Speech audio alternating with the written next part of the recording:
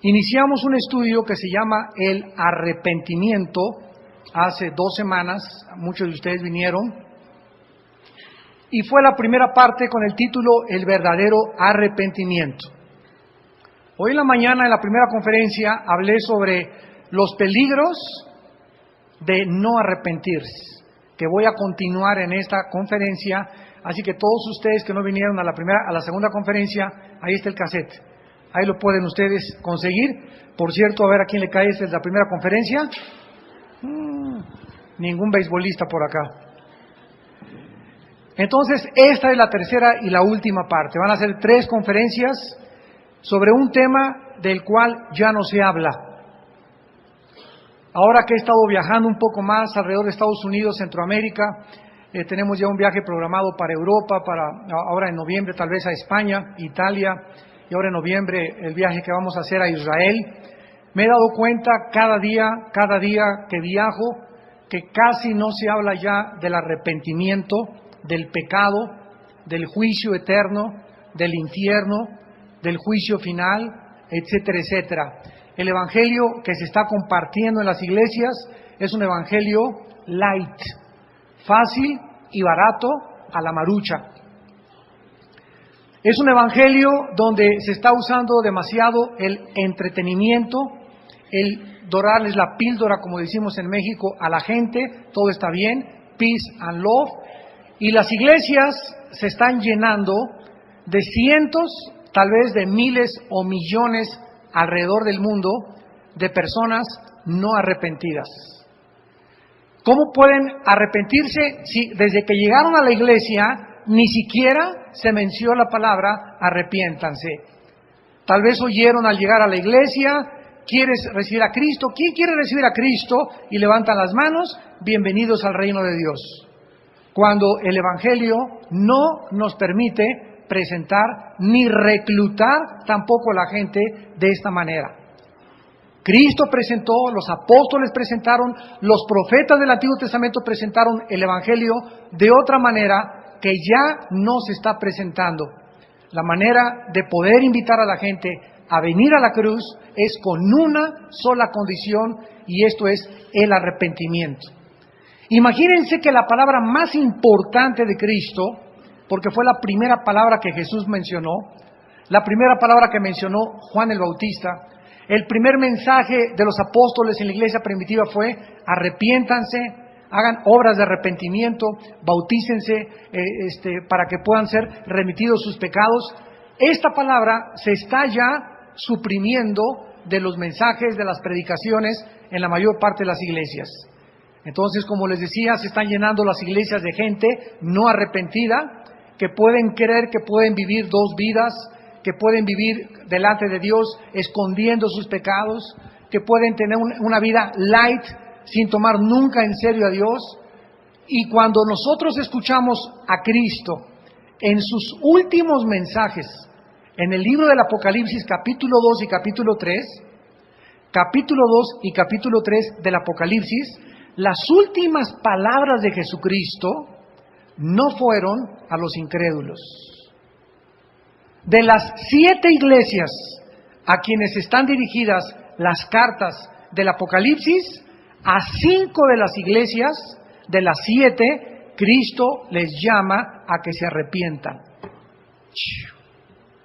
Imagínense ustedes nada más que las últimas palabras de Jesús no fueron cuando ascendió a los cielos, fueron cuando se presentó en la isla de Patmos, glorificado, al apóstol Juan, y le revela: escribe a estas 7 iglesias y mándales estas cartas, y escribe el ángel a la iglesia de Éfeso, a la iglesia de Pérgamo, a la iglesia de la Odisea: arrepiéntanse de sus pecados. A los cristianos.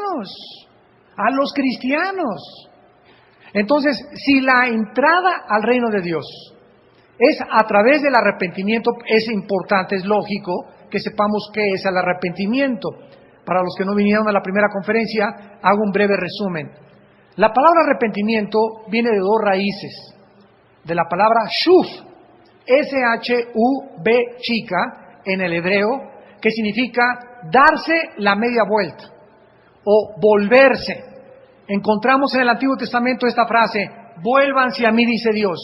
Esa palabra vuélvanse es arrepiéntanse, vengan hacia mí. Vas en una dirección en tu vida, date la vuelta y regresa en dirección contraria a encontrarme, dice el Señor, y tendré de ti misericordia. Y la palabra griega es la palabra meta, con M de mamá, metanoia, con N, metanoia, que significa cambiar. Yo no veo que muchas personas apunten, pero tienen muy buena memoria todos, ¿verdad? Cambiar la manera de pensar. O sea que cuando Jesús baja del cielo y la primera palabra que sale de su boca es cambien su manera de pensar, o sea, arrepiéntanse, ¿qué estaba transmitiéndonos? Nos estaba diciendo Cristo que hasta que nosotros oigamos sus palabras y oigamos las palabras de Dios en la Biblia, la manera de pensar del ser humano es vana, hueca, carente de sentido y carente de significado. Es lo que el rey Salomón resumió en el libro Eclesiastés: vanidad de vanidades es la vida. O sea, la vida fuera de la manera de pensar de Dios no tiene ningún sentido ni ningún propósito para vivir. Y esta es la razón por la cual la mayor parte de la humanidad ¿verdad? Se ha enseñado, la manera de pensar es: el que tiene dinero es feliz, el que tiene varias mujeres es feliz, el que tiene la fama es feliz, alcanza la popularidad, sea un deportista destacado, lucha por llegar a la gubernatura, lucha por llegar a ser diputado, no importa si tengas que matar, si tengas que abandonar a tu familia, si tengas que crucificar a tu propia familia, etcétera, etcétera. Tú sube y alcanza la cima al precio que sea, porque se trata en esta vida de alcanzar el éxito, la fama, tener poder, tener influencia y tener riquezas. Esa es la manera de pensar de la gente, del 99.9% de la gente. Estudia una carrera, mijito, para que tengas dinero. Cásate con un muchacho rico, aunque tenga cara de perico de África, pero por lo menos tiene dinero. Y esa es la manera de pensar. Muchachas caminen y anden con el ombligo de fuera para que atraigan la vista ¿de quiénes? ¿De los perros? ¿De los gatos? No, ¿verdad? De los hombres. ¿Y para qué quieren atraer la vista de los hombres? Para poder anunciar su belleza y para que puedas alabar y edificar tu ego. Esta es la manera de pensar de la gente. La manera provocativa en que se visten los hombres también, en que se visten las mujeres, es la manera de pensar del mundo, del espíritu del mundo, no así de Dios. Dios les dice a las mujeres: mujeres, atavíense con pudor, vístanse como mujeres de Dios. Maridos, amen a vuestras mujeres. Hijos, sométanse a sus hijos. Y venimos a la Biblia y comenzamos a sufrir una transformación de nuestros pensamientos, de nuestra perspectiva de cómo ver la vida, de cómo ver a la familia, cómo tratar a la mujer, cómo tratar a los hijos, cómo comportarnos ante el gobierno, cuál es nuestra actitud ante la eutanasia, ante el aborto, ante la clonación, ante los problemas de la genética, etcétera, etcétera, ante la política, ante los presidentes, ante los sistemas de gobierno. Todo aquello que concierne a la vida y a la piedad nos han sido dados por medio de su divino poder, del conocimiento y la sabiduría del Hijo de Dios, porque están en Jesucristo encerrados todos los secretos de la sabiduría y del conocimiento. Muy bien, en esta última parte que vamos a terminar esta serie del arrepentimiento, vamos nosotros a ver entonces los últimos 3 peligros de no arrepentirse. Hoy en la mañana vimos en la primera conferencia el primer peligro de no arrepentirte es el endurecimiento de tu corazón. El corazón se puede endurecer y salirle callo. En segundo lugar, el segundo peligro es el tiempo de la misericordia no es para siempre. No siempre Dios va a tener misericordia de ti. Como son más altos los cielos que la tierra, ha engrandecido su misericordia sobre los que le temen. Y en tercer lugar, el tercer peligro es que las circunstancias de la vida te pueden llevar a un punto en tu vida donde tal vez sea demasiado tarde que te arrepientas. Ahora, si la primera entrada al reino de Dios es a través del arrepentimiento, de aceptar. ¿Quién es una persona arrepentida cuando comienza su vida cristiana? Yo voy cambiando en la vida, yo hace 30 años o un poquito más, en el 74 me convertí, iba en mi vida, marxismo, dialéctica materialista, filósofos, los mantras y los monjes de la India, de los Himalayas, Jean-Paul Sartre, Carlos Marx, Friedrich Nietzsche, Carlos Darwin con su teoría de la evolución, y tenía mis pensamientos como todos nosotros. De repente se me aparece así enfrente el Señor Jesucristo, no visiblemente, sino que un hermano me habla, un misionero me habla, mi hermano fue de los primeros que me habló de Cristo y me presentan la Biblia. Y me encuentro con un Jesús que me dice: yo soy el camino, la verdad y la vida. Me encuentro con un hombre cuyos pensamientos jamás había yo podido imaginar que pudieran caber en la persona de ningún otro líder espiritual. Y cuando comienzo a aceptar a Jesucristo y le digo: acepto tus pensamientos y tu forma de ser y que tú me puedes transformar, es cuando viene lo que en la Biblia se llama la conversión. La conversión, nos convertimos de las tinieblas, de la manera de pensar del mundo, nos convertimos a la manera de pensar de Dios. Y ahora Dios nos dice a nosotros, los que hemos aceptado yo su evangelio y hemos aceptado los pensamientos de Él que están en la Biblia, Dios nos dice: ahora ya no pienses tus propios pensamientos. Yo puedo pensar anoche: ay, qué desdichado soy, me está pasando esto, me está pasando aquello, y si sigo profundizando en los pensamientos, llego a la depresión, llegamos a la angustia y hasta la desesperación. ¿Por qué? Porque nuestros pensamientos siempre irán en contra de los pensamientos de Dios.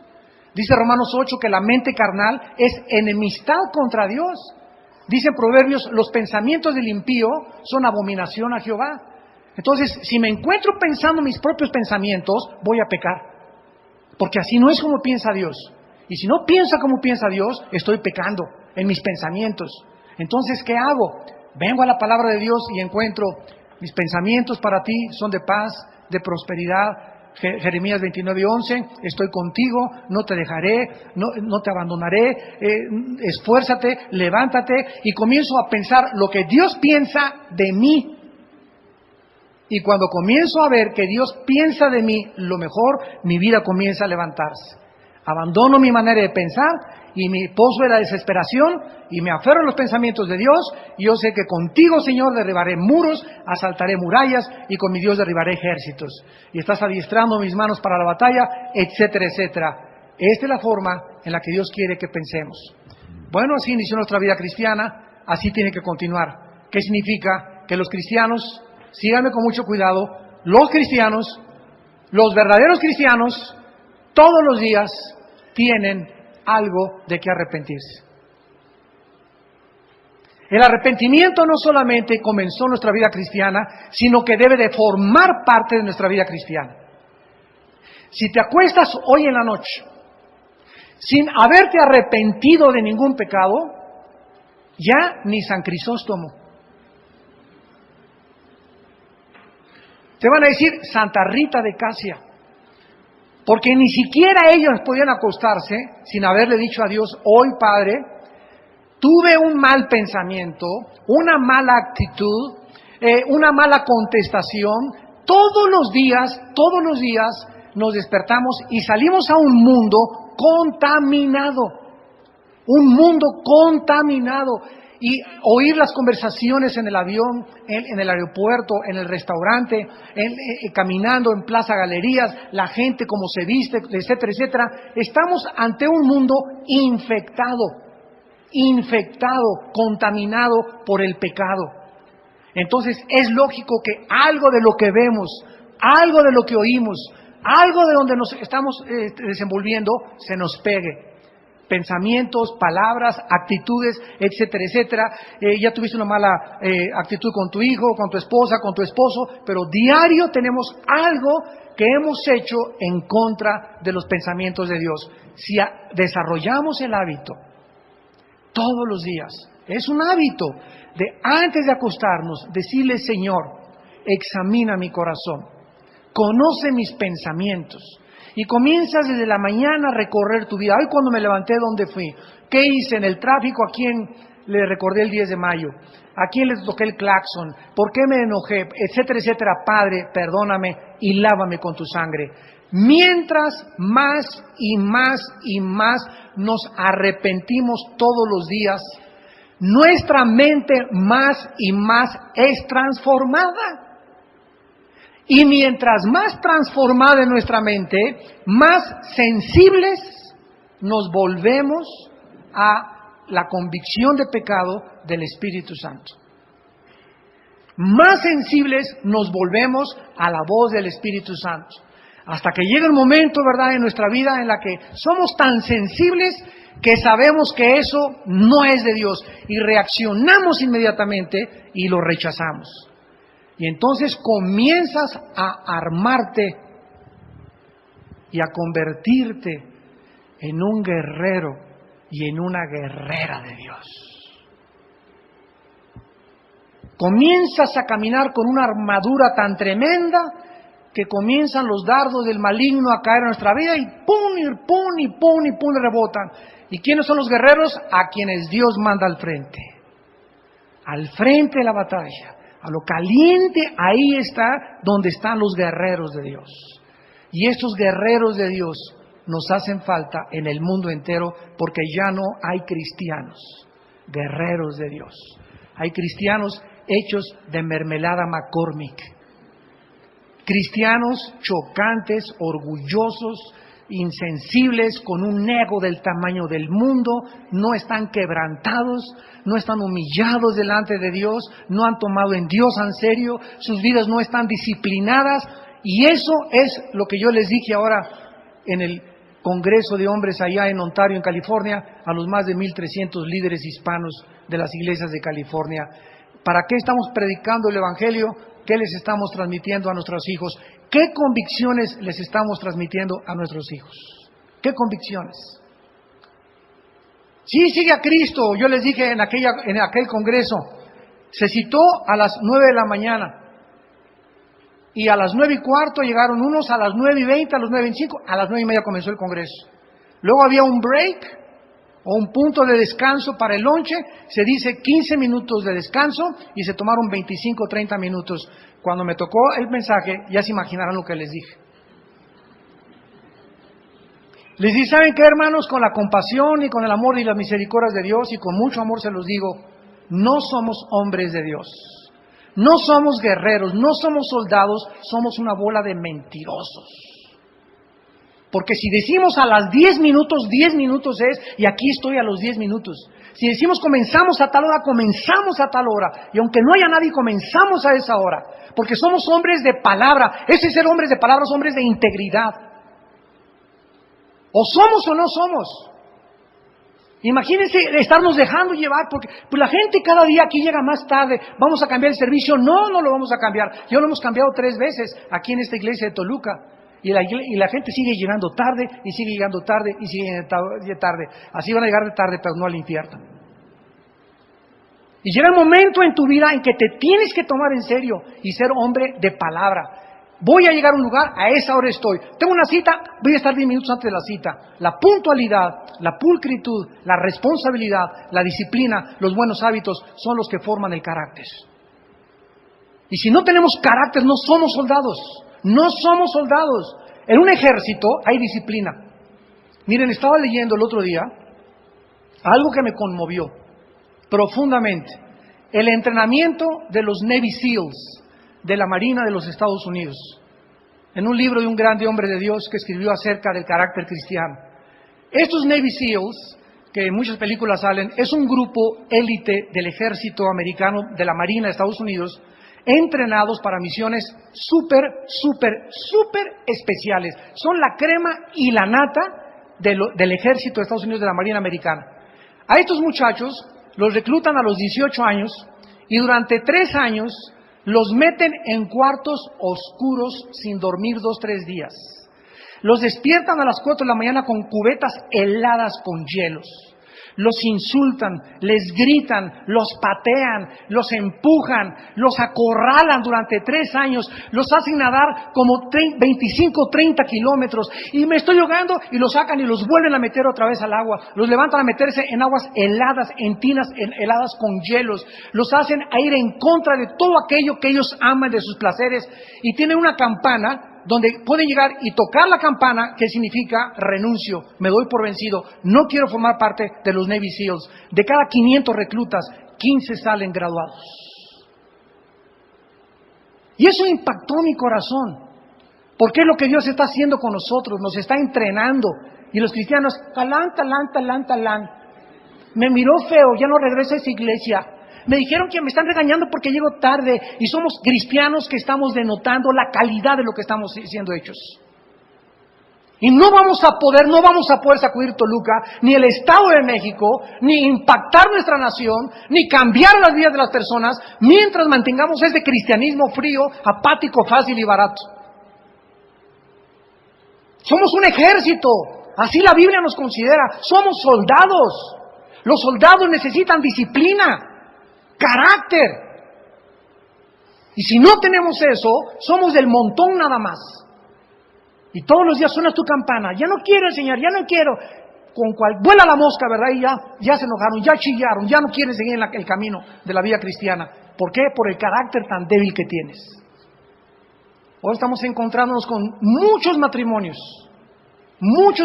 allá en Dallas y en muchos lados. Y los últimos que nos hemos encontrado, mi esposa y yo, son matrimonios donde siempre encontramos el mismo común denominador. Un matrimonio donde los dos son dominantes, van a saltar chispas a cada rato porque los polos opuestos se traen.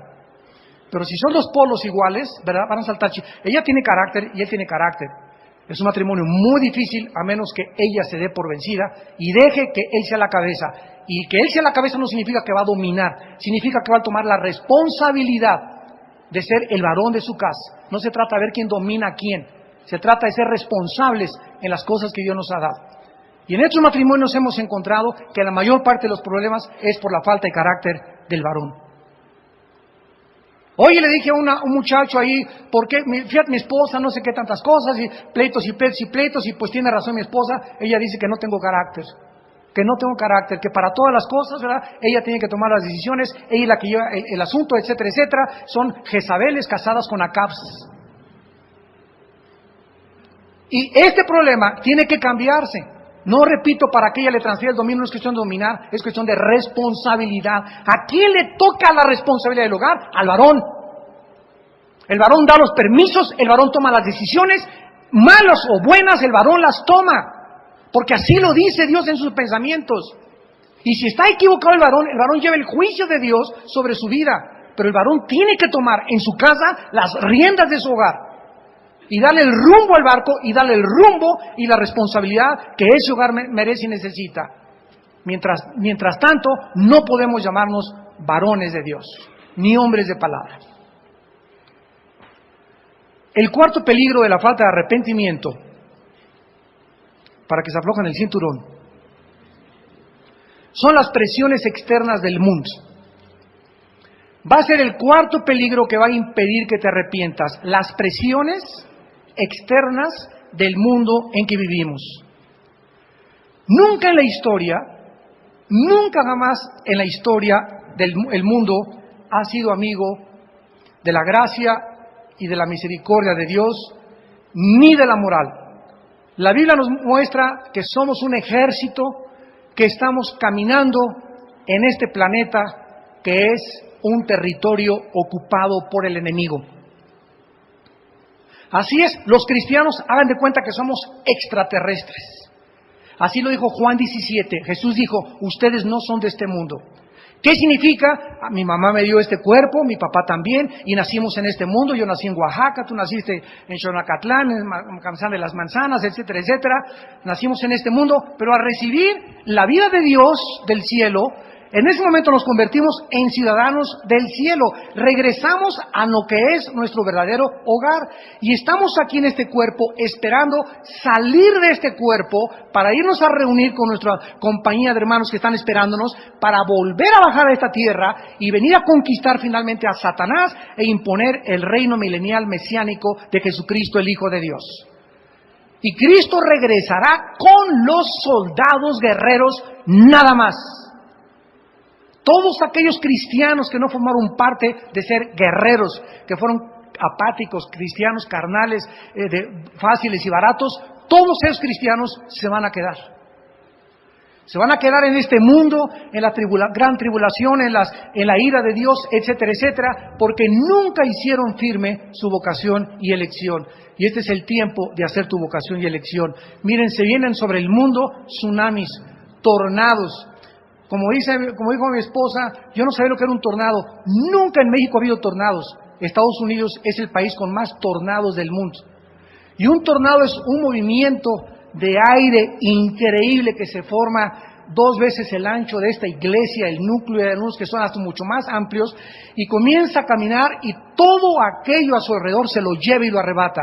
Una vez pasó cerca de nuestra casa, a mí no me tocó ese que le tocó a ella en el aeropuerto, una vez que pasó cerca de la casa, pasó como a 6 kilómetros de nuestra casa. Y se oía como un motor de avión, como eran como 50 aviones, pero un ruiderazo que se oía. Mis hijitos se tiraron al suelo, dijimos, aquí, Señor, nos vamos.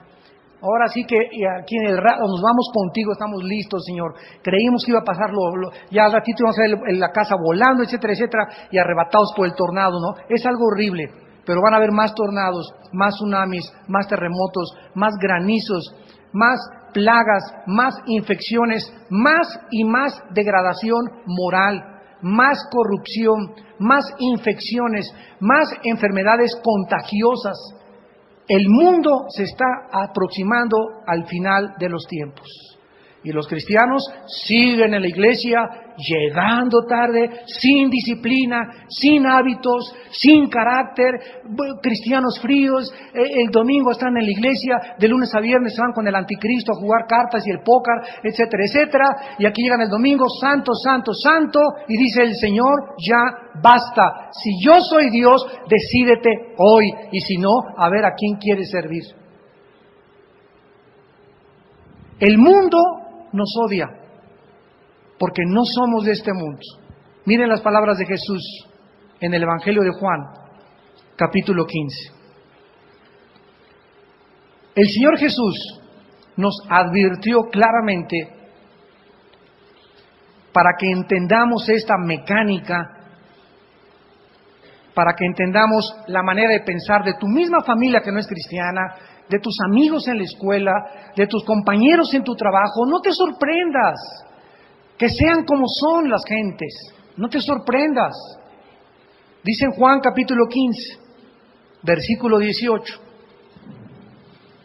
si el mundo los aborrece, sepan o saber que a mí me ha aborrecido antes que a vosotros. Pausa. ¿Quién crucificó a Cristo? ¿Quién lo crucificó? ¿El sistema religioso? ¿La manera de pensar equivocada de lo que es la religión en sus tiempos? ¿Por qué lo crucificaron? ¿Por qué ese odio de despedazar a ese hombre como si fuera Saddam Hussein o alguien que de veras la humanidad estuviera enojada por todos los crímenes que hizo?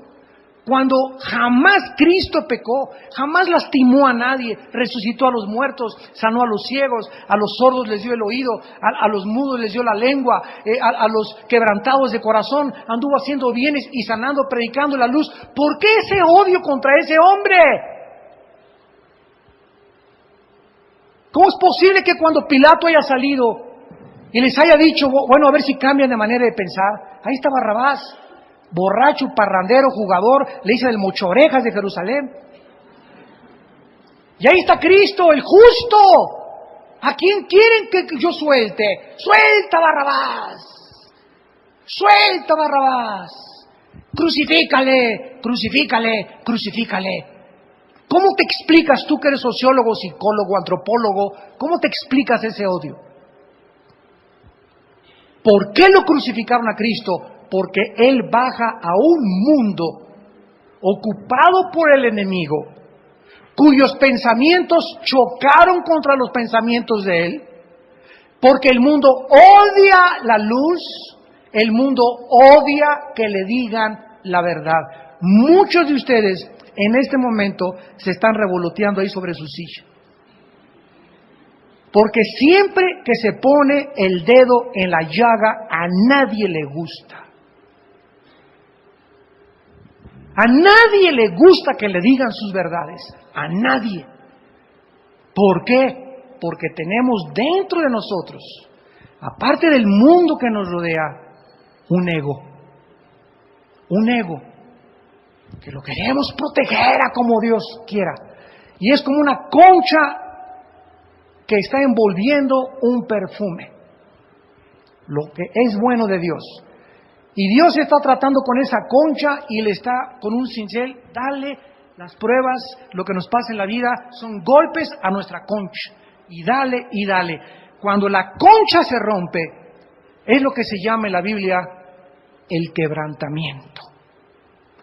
Donde finalmente Dios te quebranta, donde ya no defiendes tu ego, donde estás ya muerto verdaderamente, crucificado juntamente con Cristo, ya no vivo yo.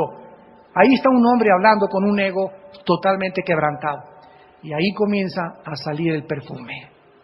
Ahí comienza a salir la vida de Jesús. Ahí ya no comenzamos nosotros a vivir, comienza Él a vivir en lugar de nosotros y comienza Jesús a través de nuestra vida a manifestarse al mundo. Pero mientras tú tengas esa concha ahí, cuidando todavía y protegiendo tu ego, no sé cuánto tiempo más tarde Dios en disciplinarte y en tratar con tu corazón. Todo depende a dónde quieres que te lleve Dios. Dice el versículo 19 de Juan 15, si fueran del mundo, aquí no está de una forma indirecta diciendo que no somos del mundo, ¿verdad? Si fuéramos del mundo, el mundo nos amaría, o sea, el mundo ama lo suyo. Pero porque no sois del mundo, antes yo os elegí del mundo, por eso el mundo los ama con amor apache. ¿Eso dice? Eso dice 1 Pancho 3:1.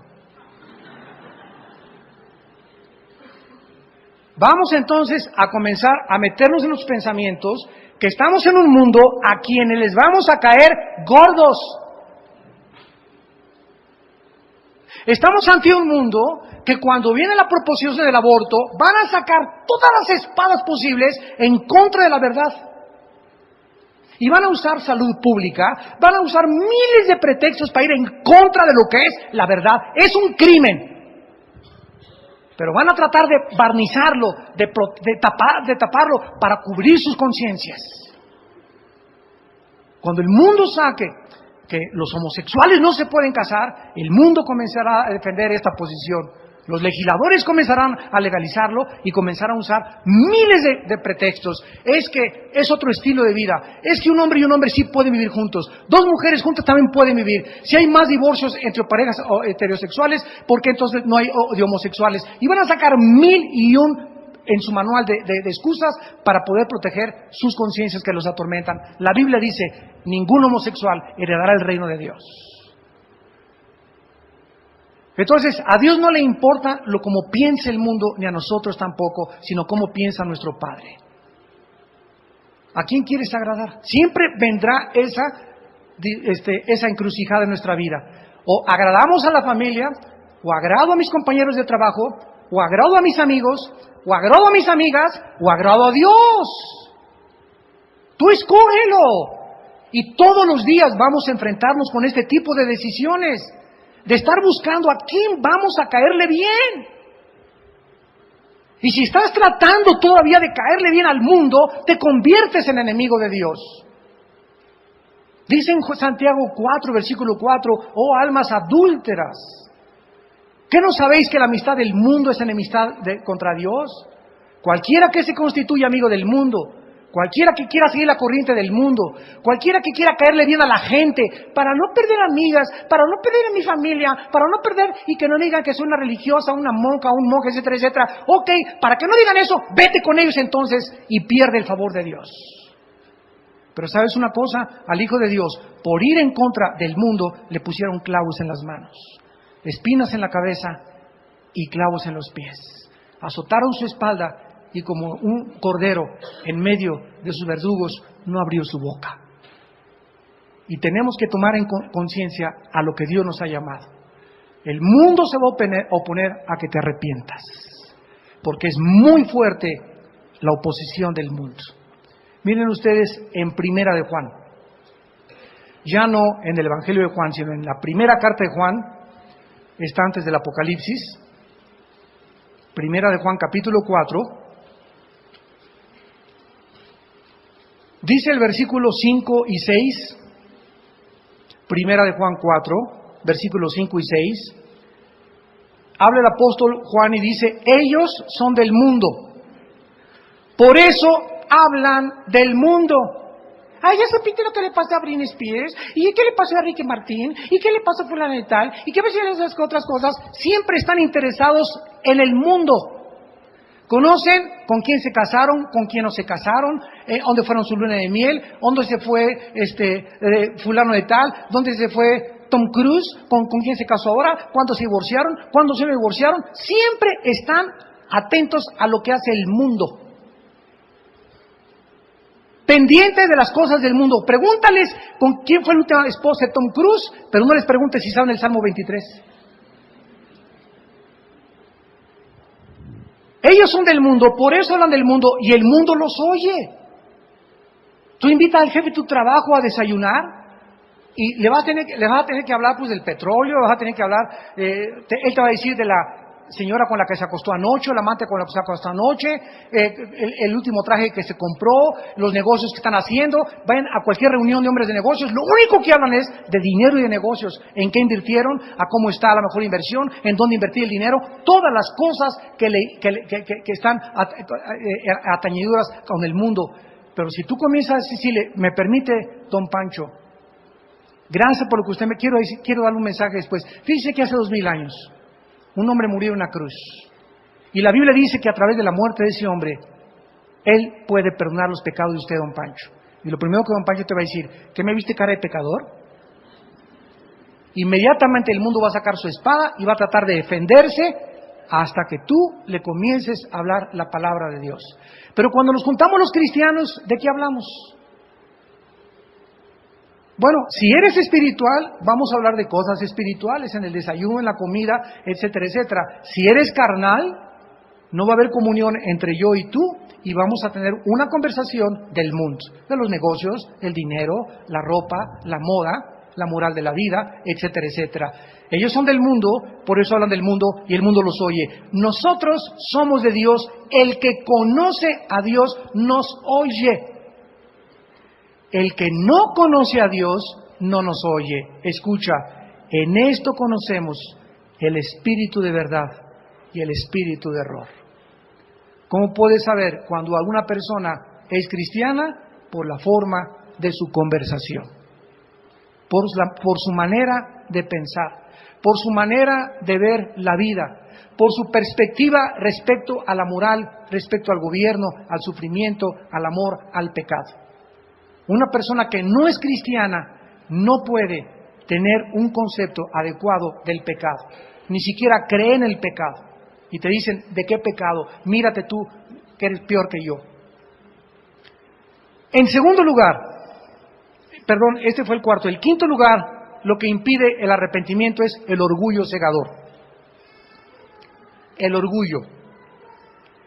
De todos los líderes judíos, prominentes religiosos que supuestamente estaban esperando que viniera Jesucristo cuando Él vino a este mundo, pregunta, ¿cuántos y quiénes recibieron al Mesías cuando llegó a este mundo con gozo y con humildad? ¿Cuántos en los tiempos de Cristo, cuando hizo su aparición, le recibieron con gozo y con humildad? Zacarías, el padre de Juan el Bautista, María, la madre del Señor, Simón, el hombre piadoso que esperaba la consolación de Israel. Así es. Todas estas personas son las que lo esperaron con gozo y ninguno era líder. Los líderes religiosos, ninguno de ellos esperaron ni recibieron a Cristo. Los únicos que le recibieron fueron María, su madre, Zacarías, Simón, puras personas que en aquella época se consideraban marginados. ¿Por qué Jesús no fue recibido por los líderes de Judea, por los representantes de la religión? Porque tristemente, cuando Cristo hace su aparición, los líderes religiosos ya estaban cegados. No lo pudieron reconocer por el orgullo. Evangelio de Juan, capítulo 12, versículos 37 en adelante. Dice así, y así se describe por qué los líderes no recibieron al Hijo de Dios. Juan capítulo 12, versículo 37 al 40. Juan 12, 37 al 40. Pero a pesar de que había hecho tantas señales delante de ellos, no creían en Él. Pregunta, ¿necesita el mundo ver milagros para creer?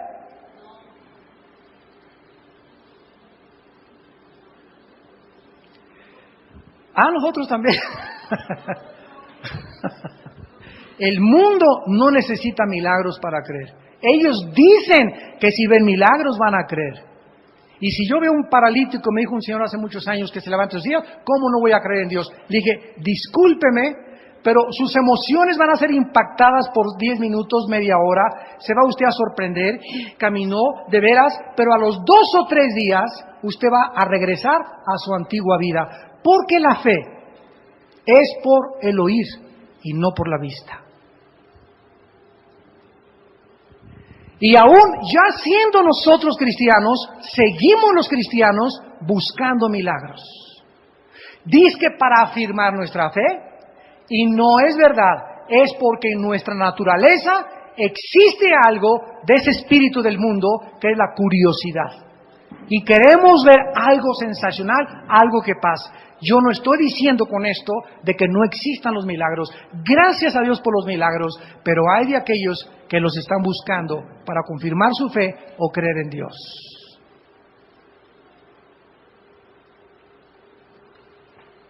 A pesar de que había hecho tantas señales, caminar sobre las aguas, darle vista a los ojos, a los ciegos, a los sordos, resucitar a Lázaro de entre los muertos, ¡qué mayor milagro! Que ver que alguien levanta a otra persona de los muertos. Y qué increíble que en Juan capítulo 11 se nos diga que después de ver a Lázaro resucitado, fue el día que planearon matar a Cristo. Era para que en ese momento ya no necesitamos ninguna prueba. ¿Quién puede resucitar muertos si no es Dios? A pesar de todos estos milagros, no creían en Él. Para que se cumpliera la palabra del profeta Isaías que dijo, Señor, ¿quién ha creído a nuestro anuncio? ¿A quién se ha revelado el brazo del Señor? Por esto no podían creer, porque también dijo Isaías, cegó los ojos de ellos, endureció su corazón para que no vean con los ojos y entiendan con el corazón y se conviertan y yo los sane. Pregunta, ¿por qué Dios los endureció? Porque lo dijimos en la segunda conferencia de esta mañana. Porque cuando una persona se endurece, Dios lo acaba de endurecer aún más. Y es el peligro de no arrepentirte. Que cuando no te arrepientes, se acumula el callo y te sale el callo más grande y metes una aguja a través de un callo y no hay sensibilidad porque es tejido muerto. Y lo mismo le pasa al corazón. El corazón se hace callo. Y hoy te dice Dios, deja ese pecado, deja esa mujer, deja ese hombre, deja esos pensamientos. Y tú no haces caso y te vas a acostar hoy como si nada. Y mañana y cada día se hace más grande el callo. Hasta que Dios dice, estás demasiado endurecido, ahora yo te voy a endurecer aún más para que te precipites en tu caída hacia tu autodestrucción. El orgullo religioso no permitió que los líderes pudieran creer en el Señor Jesucristo. Y en el libro de Proverbios, capítulo 11, nos dice la Biblia que es precisamente este orgullo el que tiene una capacidad enorme. Con mucho cuidado escucha esto. El orgullo tiene una capacidad enorme para cegar. Para cegar. Para no permitirte ver la realidad, Porque en cuanto la persona manifiesta el orgullo, inmediatamente algo pasa. Se pierde la capacidad de distinguir entre el bien y entre el mal. En cuanto surge el orgullo, se pierde el discernimiento entre el bien y entre el mal. El orgullo le hace creer a esa persona que es alguien especial, tal vez a los ojos de Dios, por lo que esa persona comienza a creer, ¿verdad?, que ella no necesita esta reprensión, esta exhortación, este regaño, y por eso muchos de ustedes, y que nos ven por la televisión ahorita, están bien enojados conmigo. Y dice la canción de mi tierra, no soy monedita de oro para caerle bien a todos. ¿Qué más me encantaría venir a todos? ¿Qué pasó, mis brothers y mis sisters? Peace and love. Dios los ama a todos.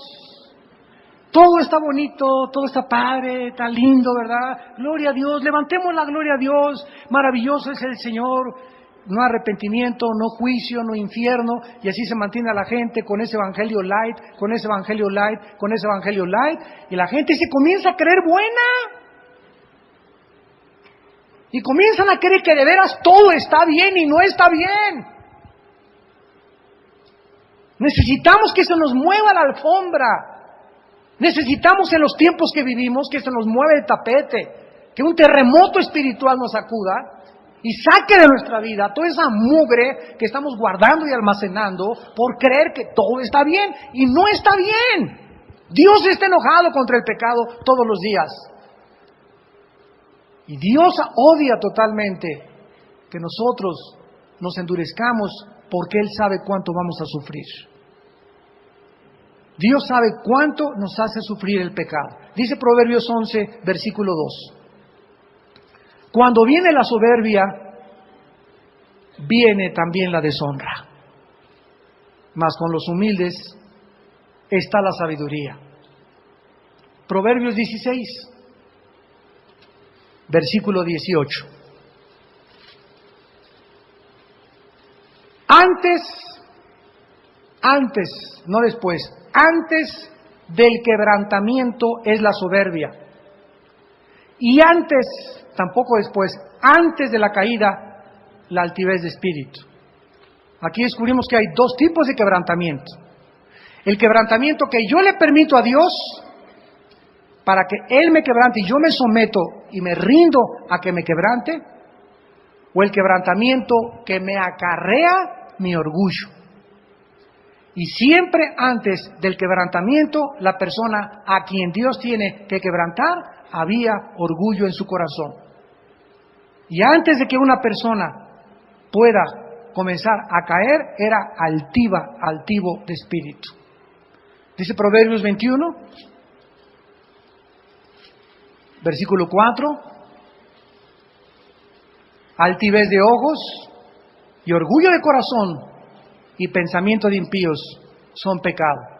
Vean ustedes cómo está asociado el orgullo con el mundo de los pensamientos.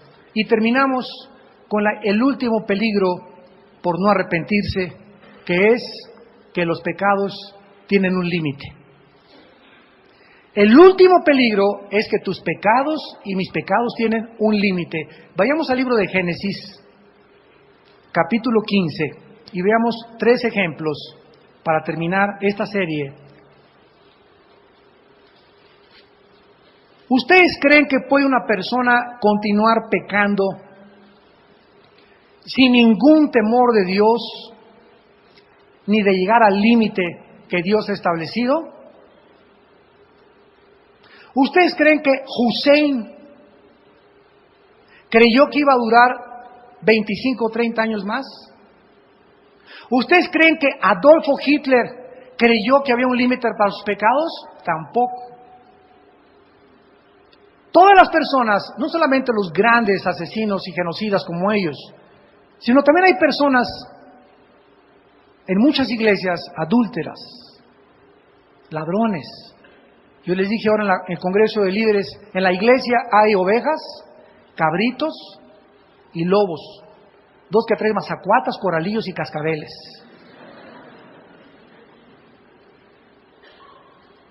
¿Y ustedes creen que esa gente que viene a la iglesia y que sigue pecando y sigue viniendo a la iglesia, creen que no hay un límite para los pecados? No lo creen, porque si lo creyeran, se arrepentirían.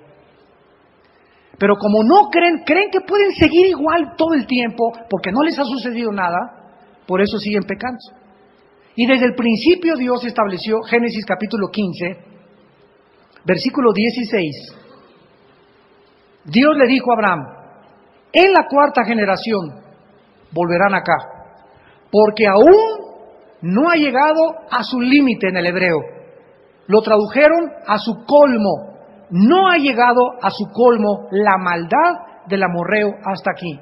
Dios esperó 400 años para decirle a Abraham que cuando se cumplieran los 400 años, él iba a sacar a su pueblo de Egipto y la nación de Israel iba a regresar a la tierra de Canaán a juzgar a las tribus cananitas entre los amorreos, porque aún no había llegado al colmo sus pecados.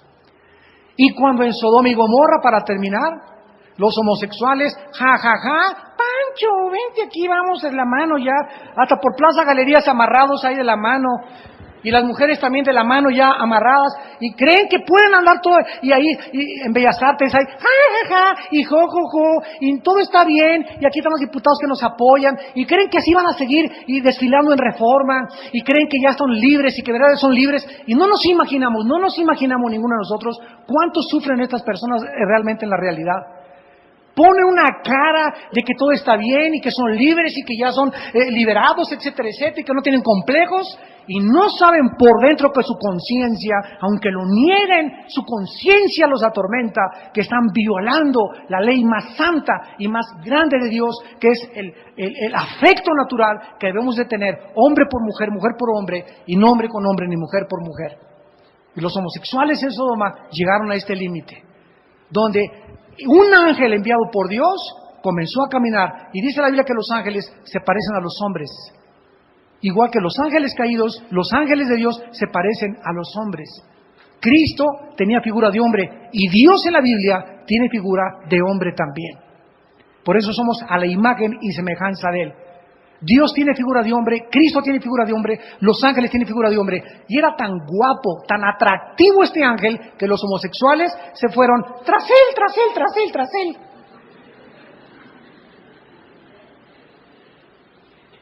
Y dice la Biblia en Génesis 18, versículo 20 y 21, que Dios le dijo a Abraham: entonces Jehová le dijo, por cuanto el clamor, ¿quién clamaba en Sodoma? ¿Quién dice en segunda de Pedro en el Nuevo Testamento que fue el único justo que Dios perdonó? Lot. Era un cristiano carnal, pero él clamaba: oh Dios, qué depravación, cuánta inmoralidad, al grado que el mismo Lot entregó a sus hijas a las homosexuales para que las violaran en lugar de violar a los ángeles. Por cuanto el clamor, ¿cuántos estamos clamando? Así en serio, díganme, amados santos, nadie levante la mano. ¿Cuántos de ustedes han mojado sus lágrimas, sus cojines en la noche, las sábanas de su cama, de llorar? Padre, ¿cómo es posible que haya tanto pecado en Toluca, tanta degradación, tanta drogadicción en las escuelas, tantos problemas, oh Dios mío, Señor, haz algo, usa mi vida, que yo sea un instrumento de tu paz, Padre Santo? ¿Cuántos han clamado? ¿Cuántos están gritándole a Dios? ¿Cuántos han sido afligidos verdaderamente por tantas maldades? No levanten la mano. ¿Cuántos tienen el corazón de Jesús? Por cuanto el clamor contra Sodoma y Gomorra se aumenta más y más, y el pecado de ellos, en el hebreo dice, llegó a su límite. Se tradujo, se ha agravado en extremo. ¿Cuántos de los pecados de estos hombres llegaron a su límite que Dios tuvo que destruir con fuego y con azufre Sodoma y Gomorra? Quiero hacerles una pregunta con todo mi corazón. ¿Cuánto creen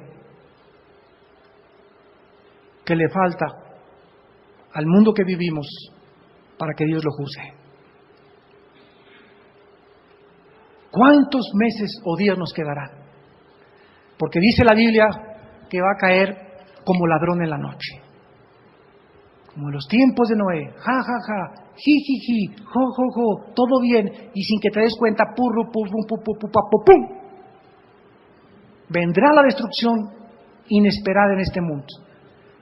Grandes tragedias van a suceder en este mundo, grandes ciclones, grandes inundaciones, grandes terremotos, grandes pestes, grandes cosas terribles, porque los pecados están llegando al extremo. ¿Y tú vas a ser librado?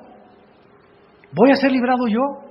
Dice en Lucas, orad y velad para que seáis tenidos por dignos de escapar de estas cosas que sobrevendrán sobre la tierra. Hoy Dios te dice que te arrepientas. Ven a la cruz hoy. Si eres cristiano necesitas arrepentirte de tantas cosas tal vez en tu vida, pero les ruego por las misericordias de Dios, mis hermanos y santos de Dios, que desarrollen el bendito hábito de todos los días tener algo de que arrepentirse. Porque sin que nos demos cuenta, el corazón se endurece y nos vamos a creer como los fariseos, que ya no tenemos necesidad de que nadie nos diga nada, porque somos perfectos y necesitamos cada día parecernos más a Jesús. Oremos.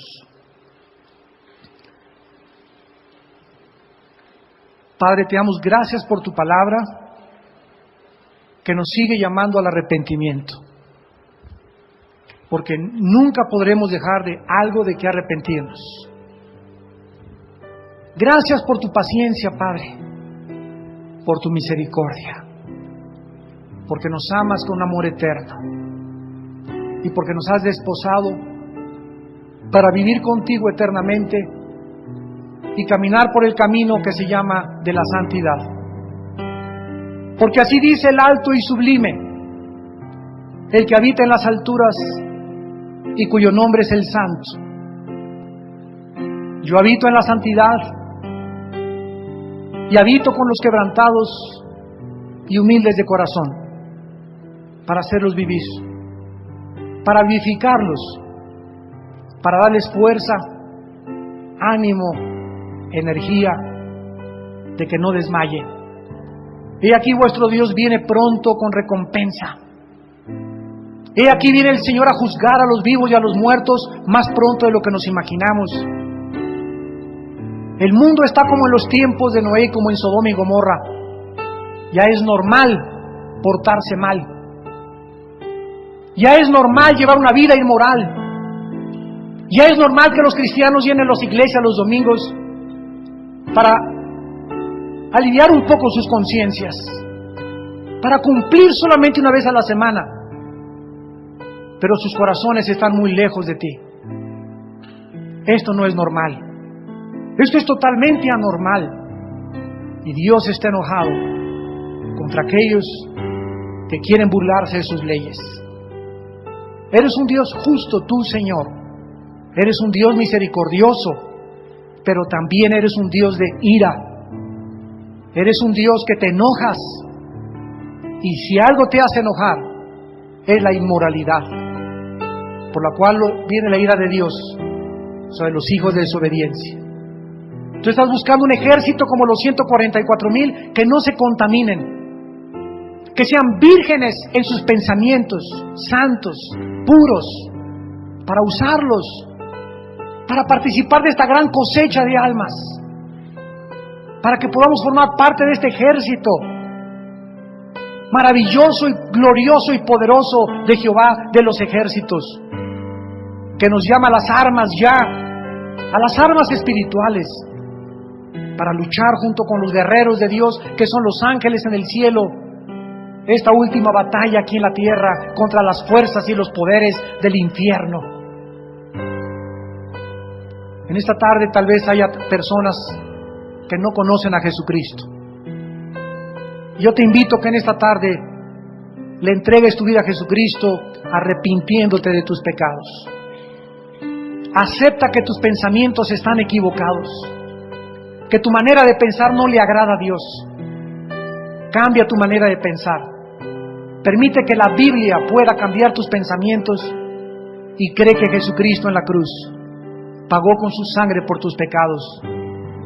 Y ahí desde tu lugar Dile estas palabras con todo tu corazón. Señor mío, te pido perdón por mis pecados, por mi manera pecaminosa de pensar y de ver las cosas y el mundo de una forma tan torcida, porque no te conocía. Ahora quiero pensar como tú piensas, Señor. Quiero que laves mi mente, mi corazón. Creo que tu Hijo murió en mi lugar y que resucitó de entre los muertos.